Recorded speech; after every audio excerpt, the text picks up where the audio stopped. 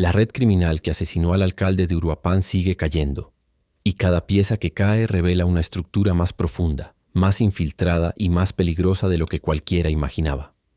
Este martes 19 de mayo de 2026, el fiscal general de Michoacán, Carlos Torres Piña, confirmó la captura de Wendy Fabiola N., alias La Tía, de 35 años de edad, identificada como una de las principales operadoras de Gerardo Rodríguez Guízar, alias El Congo, presunto líder regional del cártel Jalisco Nueva Generación en Uruapan. La Tía no disparó el arma que mató a Carlos Manso, pero sin ella, los sicarios del CJNG habrían operado a ciegas. Porque el rol de La Tía era estratégico y devastador.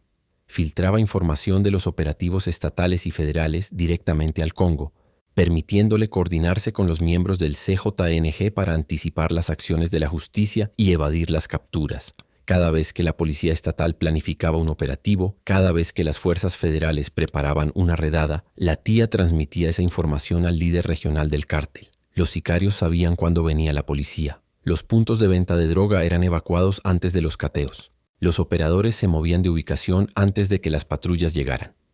El fiscal Torres Piña lo dijo en conferencia de prensa. Ella era el vínculo de información con el Congo, quien es parte de esta estructura criminal que participó en la organización y en la planeación del homicidio de Carlos Manso. La Tía fue detenida en Uruapan en días previos durante un operativo coordinado entre fuerzas estatales y federales. Al momento de su captura le fueron asegurados un teléfono celular, diversas dosis de marihuana y metanfetamina. El 16 de mayo fue vinculada a proceso por delitos contra la salud y posesión de cartuchos. El juez determinó un plazo de 2 meses para la investigación complementaria. Pero el dato más revelador de la conferencia del fiscal no fue la captura de La Tía. Fue la actualización del número total de detenidos por el asesinato de Carlos Manso. Ya suman 22 personas. Y aún faltan órdenes de aprehensión por cumplimentar. Entre los prófugos más buscados se encuentra el coronel José Manuel Jiménez, quien fungía como jefe de escoltas del alcalde y que permanece en fuga. El fiscal detalló que la red total vinculada al asesinato contempla a 25 personas, de las cuales 3 son menores de edad que fallecieron. Víctor Manuel, de 17 años, el autor material que fue ejecutado extrajudicialmente por una escolta en la plaza. Y Fernando Josué, de 16 años, junto con Ramiro N., de 35, cuyos cuerpos aparecieron en la carretera Uruapan-Paracho días después del asesinato, eliminados por el propio CJNG para silenciar testigos. Para dimensionar lo que significa la captura de La Tía, hay que entender la cadena completa que la investigación ha desmantelado en 7 meses. Porque el caso Carlos Manso es la investigación criminal más reveladora que Michoacán ha producido en años. Una investigación que ha expuesto, eslabón por eslabón, cómo el CJNG infiltró un gobierno municipal, reclutó menores de edad en centros de rehabilitación, coordinó un asesinato público con precisión militar y después eliminó a sus propios sicarios para borrar las huellas. En la cúspide de la estructura está Ramón Álvarez Ayala, alias el R1, identificado como jefe regional del CJNG en Michoacán. El R1 fue detenido en 2012 pero liberado polémicamente en 2022. Tras recuperar su libertad, conformó la célula de los cannabis en Uruapan y extendió su red de extorsión sobre la producción de aguacate y limón. Su hermano, Roldán Álvarez Ayala, es exalcalde de Apatzingán con trayectoria política en el PRD y Morena, señalado como posible enlace político. Debajo de el R1 operaba Jorge Armando Gómez Sánchez, alias El Licenciado, identificado como autor intelectual del asesinato. El licenciado fue detenido el 18 de noviembre de 2025 en Morelia y trasladado al penal de máxima seguridad del Altiplano en el Estado de México. Era el cerebro operativo. Planificó cada fase del ataque y coordinó a la célula ejecutora a través de la aplicación de mensajería cifrada Threema. Debajo de El Licenciado operaba Gerardo Rodríguez Guízar, el Congo, detenido el 2 de marzo de 2026 en Apatzingán durante un operativo encabezado por la Fiscalía General del Estado con apoyo de la Sedena, la Marina, la SSPC, la Guardia Nacional y la SSP estatal. El secretario Omar García Harfuch anunció personalmente la captura y llamó a Grecia Quirós, la viuda de Manso y actual alcaldesa de Uruapan, para informarle. El Congo no era un desconocido para las autoridades. En 2022 había sido detenido en Nuevo San Juan, Parangaricutiro, con un cargamento de droga, pero obtuvo su libertad poco después por razones que aún generan dudas entre los investigadores. Expertos señalan que su regreso a las calles solo sirvió para que escalara en la estructura del cártel, convirtiéndose en un generador de violencia vinculado a extorsiones a productores de aguacate y limón, secuestros, ataques contra grupos rivales y homicidios en la región de Uruapan. Las autoridades lo identifican como el brazo ejecutor de El Licenciado. Un dato extraordinario surgió durante la audiencia del Congo ante el juez. El propio detenido declaró que la oleada de violencia registrada en Uruapan en los días previos a su captura, que dejó al menos 8 muertos y varios heridos, era producto de una pugna interna del CJNG desencadenada tras la muerte del Mencho. Según el Congo, algunos integrantes del grupo criminal se le voltearon tras el abatimiento del líder fundador del cártel. Incluso los Viagras, que antes eran considerados aliados del CJNG, comenzaron a disputar el control territorial en la zona. Esta declaración confirmó lo que los analistas de seguridad venían advirtiendo. La muerte de El Mencho el 22 de febrero de 2026 no debilitó al CJNG, lo fragmentó, y la fragmentación generó más violencia, no menos. Cada célula regional del cártel está peleando por su supervivencia, y en Uruapan esa pelea interna cobra vidas todos los días. Debajo del Congo operaba la tía, la mujer recién capturada. Su función era el espionaje, infiltrar información de las fuerzas de seguridad hacia la estructura criminal. Tras la captura del Congo en marzo, la tía no dejó de operar. Según la Fiscalía, comenzó a coordinarse con otros integrantes de la misma organización delictiva, manteniendo activa la red de espionaje incluso sin su jefe directo. Eso revela que la estructura del CJNG en Uruapan tiene suficiente redundancia operativa como para seguir funcionando cuando caen sus líderes. Pero la red de El Licenciado no se limitaba a la cadena de mando militar. Penetraba directamente el gobierno municipal de Uruapan. Samuel N., exdirector de Relaciones Públicas del Ayuntamiento, fue detenido por filtrar los movimientos, rutas y horarios del alcalde directamente a los sicarios del CJNG. Era un funcionario del propio gobierno de Manso que trabajaba como informante del cártel. Josué Eulogio N., alias El Viejito, fue quien contactó inicialmente a Samuel para que filtrara la información. Era el puente entre la estructura criminal y el funcionario corrupto dentro del ayuntamiento. Yesenia Méndez Rodríguez, la secretaria particular del alcalde, también filtraba información sobre los movimientos de Manso al CJNG. Fue detenida en enero de 2026 dentro de las propias oficinas del Ayuntamiento de Uruapan, donde continuaba trabajando bajo la administración de Grecia Quirós. Jaciel Antonio N., alias El Pelón, de 36 años, fue el reclutador. Buscaba jóvenes adictos en centros de rehabilitación para convertirlos en sicarios del CJNG. Reclutó a Víctor Manuel Ubaldo Vidales, de 17 años, y a Fernando Josué N., de 16, para ejecutar el asesinato de un alcalde. Un adolescente y un menor de edad fueron los ejecutores materiales de un crimen planificado por una estructura criminal de alcance regional. Alejandro Baruch N., alias Caos, subordinado directo del licenciado, fue detenido junto con su pareja María N. y su suegra Marcelina N. En febrero de 2026, 3 personas más vinculadas a Caos fueron arrestadas y procesadas. Salvador N., hermano de René Belmontes, alias El Rino, el anterior jefe de plaza del CJNG en Uruapan, cuya captura por parte de Carlos Manso en agosto de 2025 detonó la orden de asesinato, también fue detenido. Salvador fue identificado como jefe de una célula con operaciones en Uruapan bajo las órdenes directas de El Licenciado. Alan N. fue el último arresto confirmado antes de la tía. Está implicado en los homicidios de Ramiro N. y Fernando Josué, los 2 integrantes de la célula ejecutora que aparecieron muertos en la carretera Uruapan-Paracho 10 días después del asesinato de Manso. Es decir, Alan fue presuntamente quien ejecutó a los propios sicarios del CJNG por órdenes de la organización para eliminar testigos.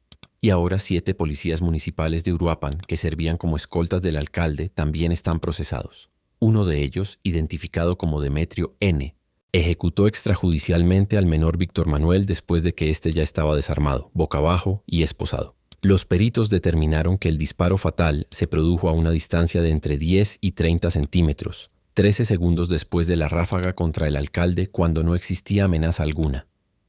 22 personas detenidas. 3 muertos vinculados a la red. Un coronel prófugo.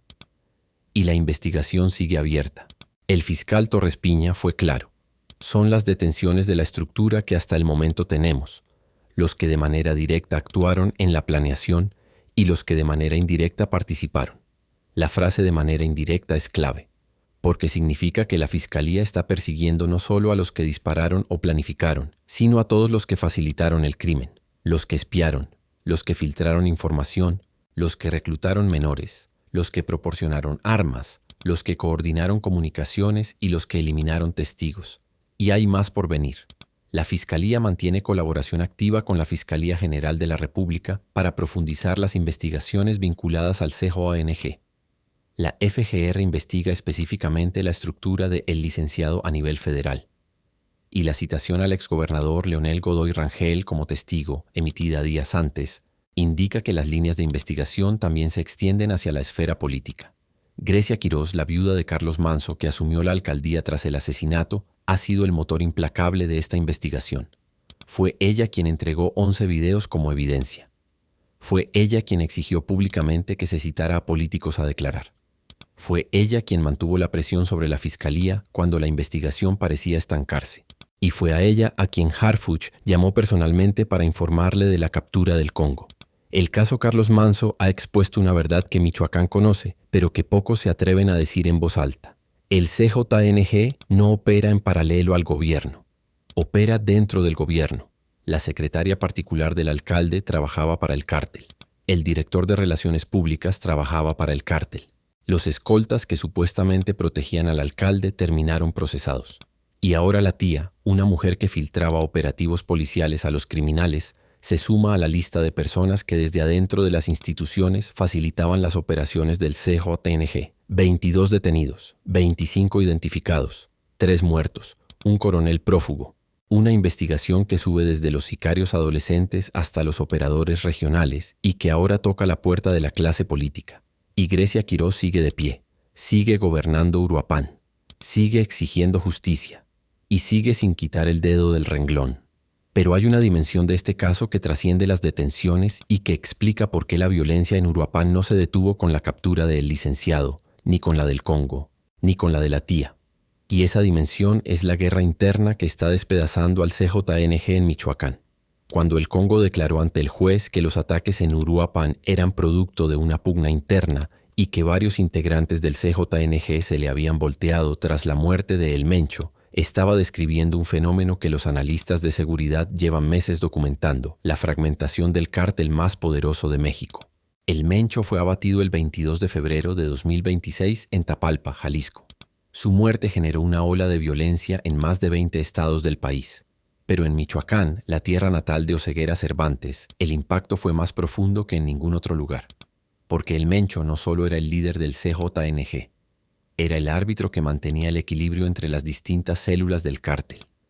Con el Mencho vivo, las células regionales operaban bajo una jerarquía relativamente estable. Cada operador regional, cada jefe de plaza, cada líder de sicarios sabía cuál era su lugar y a quién rendía cuentas. Pero con el Mencho muerto, ese orden se desmoronó. Los jefes regionales comenzaron a disputarse el territorio. Los aliados de ayer se convirtieron en enemigos de hoy. Y en Uruapan, el Congo lo vivió en carne propia. Los mismos miembros del CJNG que antes respondían a su mando empezaron a atacarlo. Los Viagras, que durante años mantuvieron una alianza táctica con el CJNG en Michoacán, también aprovecharon la debilidad para intentar ganar territorio. Lo que antes era un frente unido contra cárteles unidos se convirtió en una guerra de todos contra todos. Y las víctimas de esa guerra son como siempre los civiles. Los productores de aguacate que pagan extorsión a quien controle la zona en ese momento. Los comerciantes que no saben a cuál cártel pagar. Los trabajadores que cruzan territorios en disputa camino a su empleo. Uruapan es la capital mundial del aguacate. Y el aguacate es la moneda de sangre de Michoacán. México produce aproximadamente el 30% del aguacate que se consume en todo el mundo. Y Michoacán concentra la mayor parte de esa producción. Las huertas que rodean Uruapan son algunas de las más productivas y valiosas del planeta. Y cada kilogramo de aguacate que sale de esas huertas lleva implícito un impuesto invisible, la cuota que los cárteles cobran por permitir que la producción continúe. El Congo estaba directamente vinculado a la extorsión de productores de aguacate y limón. Esa era una de sus principales fuentes de financiamiento. Y la tía, al filtrar información sobre los operativos policiales, no solo protegía a los sicarios del CJNG, protegía el sistema de extorsión que alimenta económicamente a toda la estructura criminal. Cada operativo que la tía denunciaba al cártel antes de que se ejecutara era un operativo que no podía desmantelar puntos de cobro de piso, liberar productores de la extorsión ni asegurar las rutas de trasiego. El caso Manso reveló que la infiltración del CJNG en Uruapan operaba en 3 niveles simultáneos. El primer nivel era la violencia directa: sicarios, armas, ejecuciones, ataques contra rivales. El segundo nivel era la infiltración institucional: funcionarios del ayuntamiento, escoltas policiales, coordinadores de protocolo y ahora espías como la tía que filtraban información desde adentro del aparato de seguridad. El tercer nivel era la extorsión económica: control sobre la producción agrícola, cobro de piso a comerciantes y apropiación de las cadenas de valor del producto más importante de la región. Carlos Manso atacó los 3 niveles simultáneamente cuando capturó a El Rino y anunció públicamente que su gobierno no pactaría con ningún grupo criminal. Fue la razón por la que le pusieron precio: 2 millones de pesos para quien se aventara el tiro. Y fue la razón por la que la estructura del CJNG activó toda su red de infiltrados, reclutadores, coordinadores y sicarios para ejecutar un asesinato en una plaza pública llena de familias. Ahora, 7 meses después del asesinato, 22 de los 25 integrantes identificados de esa red están detenidos. Los 3 restantes están muertos, eliminados por el propio CJNG. Y el coronel José Manuel Jiménez, ex jefe de escoltas del alcalde, sigue prófugo. La pregunta que la Fiscalía de Michoacán y la FGR aún no han respondido públicamente es si la red del licenciado operaba por instrucciones directas de LR1 o si recibía órdenes de un nivel superior dentro del CJNG. Si la orden de asesinar a Carlos Manso fue una decisión regional o si bajó desde la cúpula del cártel. Y si existen vínculos entre la estructura criminal y figuras políticas de nivel estatal o federal que aún no han sido revelados. La citación al exgobernador Leonel Godoy Rangel como testigo, emitida días antes de la captura de la tía, sugiere que la investigación está explorando esa línea. Los 11 videos que Grecia Quirós entregó a la Fiscalía en febrero podrían contener pistas sobre conexiones políticas que aún no se han hecho públicas. Lo que sí está claro es que la estructura que mató a Carlos Manso está siendo desmantelada pieza por pieza. Desde el sicario adolescente que disparó en la plaza hasta la espía que filtraba operativos policiales. Desde el reclutador que buscaba menores en centros de rehabilitación hasta el líder regional que ordenaba extorsiones a los productores de aguacate. Desde el director de Relaciones Públicas que traicionó al alcalde hasta el propio jefe de sicarios que coordinó el ataque por una aplicación cifrada. 22 detenidos. Un coronel prófugo. Una investigación que sigue creciendo. Y una viuda que se convirtió en alcaldesa y que no ha dejado de pelear un solo día por la justicia que le arrebataron aquella noche de Día de Muertos en la plaza de Uruapan. Y hay un dato que resume mejor que ningún otro la magnitud de lo que el caso Manso ha revelado. En Michoacán, un alcalde independiente que ganó con el 66% de los votos y que se negó a pactar con el crimen organizado fue asesinado a tiros frente a cientos de familias durante un festival de Día de Muertos. El tirador era un adolescente de 17 años reclutado en un centro de rehabilitación. La información sobre los movimientos del alcalde fue filtrada por su propia secretaria particular y su director de Relaciones Públicas. Sus escoltas policiales están procesados, uno de ellos por ejecutar extrajudicialmente al tirador ya esposado. El coordinador del ataque recibía órdenes a través de una aplicación cifrada. Los testigos fueron eliminados por el propio cártel en una carretera 10 días después. El líder regional que ordenó el crimen también extorsionaba a los productores de aguacate de la zona. Y ahora resulta que una mujer de 35 años apodada La Tía filtraba los operativos policiales de todo el estado al cártel para que pudieran evadir la justicia. Esa es la radiografía de un sistema. Un sistema donde el crimen organizado no está fuera del gobierno. Está adentro. Donde los sicarios son menores de edad. Donde los infiltrados son funcionarios públicos. Donde los espías son mujeres que parecen vecinas comunes.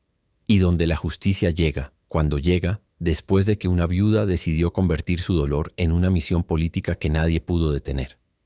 Grecia Quirós no se rindió cuando mataron a su esposo. No se rindió cuando descubrió que sus propios funcionarios lo habían traicionado.